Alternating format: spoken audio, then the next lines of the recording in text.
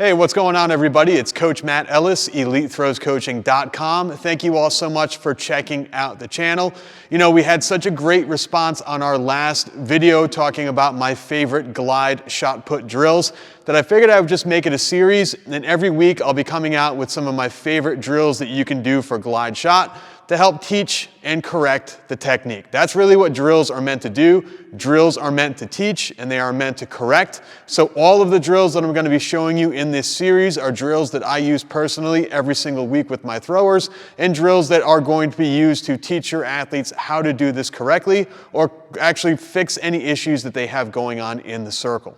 Now check it out. Before I get started, about 75% of views that I'm getting on these videos are from people who are not subscribed to the channel. So if you haven't already done so, make sure you click that subscribe button down below, click that notification bell as well, and also make sure to like the video and leave a comment down below. It really helps out the channel, but also if you subscribe to the channel, then you're going to be getting the updates of when these videos come out. I'm not on a real set schedule, as you can probably tell. You know, I put out about 2 or 3 videos a week this time of year, but it's not like my drill videos will be every Monday. They're just sort of whenever I have the opportunity to upload them and edit them, that's when they come out. So make sure you subscribe to the channel. That way you are notified whenever a new video becomes live.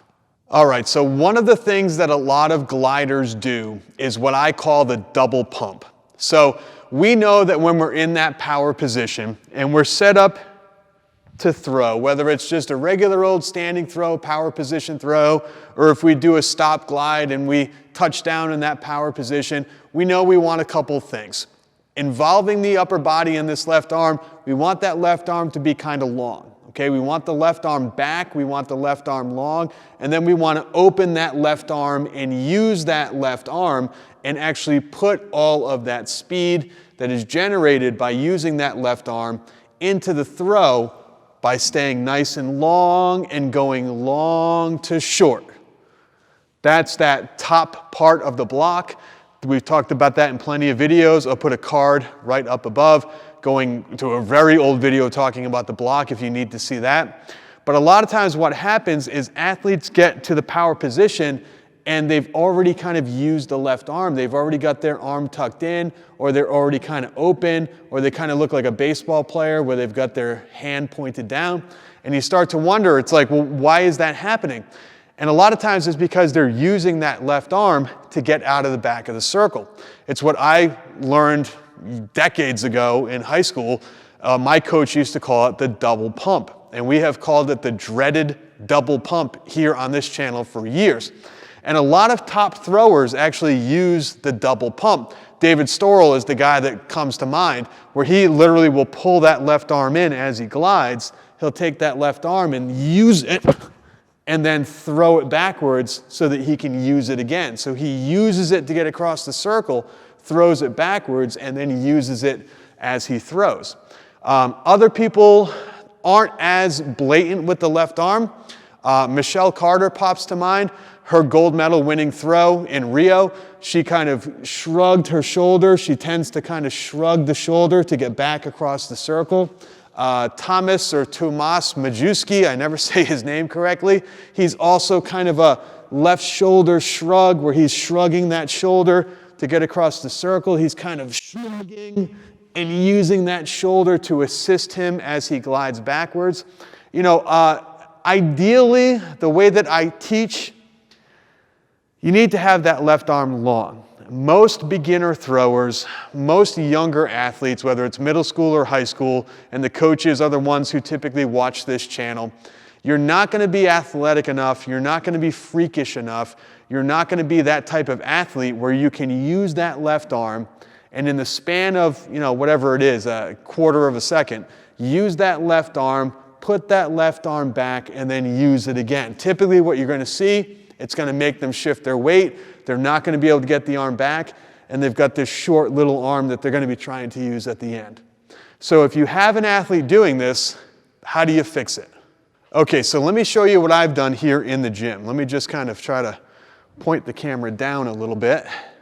You can see right down here what I have done is I have got a couple of 45-pound plates I've got one of these loading pins right here with one of these quick connects, and then I've got a rubber band attached to it. So you can see the rubber band gets really stretchy.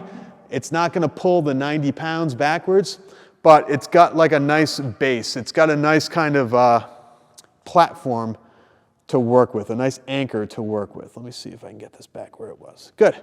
So now you don't need something like this. This is just something I thought of and threw together, to be quite honest, 2 minutes before I turned the camera on. You can use yourself or a teammate holding a towel, a jump rope, a broken javelin, tow strap out of your truck, a piece of clothesline, really anything that you have lying around in the shed where you keep all of your implements, or that you might have just in the trunk of a car, you can use that to do this drill. And all you're going to do, you're going to grab, in my case, I'm going to grab the band. So now I've got the band in my hand. It's in my non-throwing hand, my left hand. But again, if I was working with a teammate, if I was working with a coach, they might be holding the other end in their hand, or they might be holding a towel or rope or whatever you have, jump rope, in one hand, and you've got it in the other. Now, if you start to glide and they start to use that left arm, it's going to give instant feedback. They're going to know, hey, I'm using my left arm, I shouldn't be using it. So they're going to try to kind of relax that left arm. That's really the goal, is when they're set up here, it's a little bit of slack, as you can see. They're in that glide position, they're here, and then all of a sudden they start to use that left arm. They're going to instantly, they're going to feel it, and you're going to say, hey, see how you use that left arm? Keep it back, keep it loose, keep it relaxed. So then they're going to get in the back of the circle. Again, everything's nice and loose, everything's nice and relaxed. We're going to be here.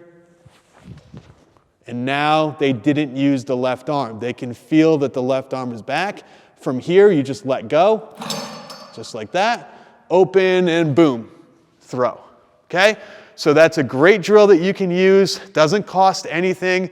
You probably already have something lying around in the shed, an old towel. Maybe you've got some old rope in your car, or you've got, whatever you have, an old garden hose, an old broken jump rope. You've got something that you can use that's not going to cost you a dime. You already have it lying around, and it's super simple to implement. And again, this is something that I use at every single one of my track camps because it doesn't cost anything.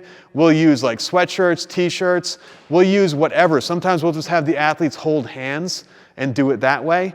But when you're working with 12 to 15 people at once, this is a great way because you can just partner them up, partner each person together and say, okay, you hold the towel and then the other person holds on, okay, and then switch. Whatever you have to do, get it done, teach them quickly. This is a really, really good way of doing it. All right, that is going to do it from here. As always, thank you so much for tuning in and watching the videos. If you guys have any suggestions, any questions, leave them in the comment section down below. And as you guys saw, I'm going to put up in the corner, we are doing a camp this summer. We actually have 2 camps out at Allegheny College in Western Pennsylvania, kind of out near that Erie, PA area. So we're super close to Buffalo, Cincinnati, Columbus, West Virginia, PA, New York. We have people that come, Canada actually. We have people that come from all over every year. We're doing 2 camps, July 6th through the 9th. And then right after that, from July 10th through the 13th. So I'm going to be out there for 8 days straight coaching with 75 kids per camp is the limit. And it sells out every year. So click that link up above. Get signed up. It's an early bird discount until the end of February. So get signed up, save yourself about $50, and I will see you in July out at Allegheny College.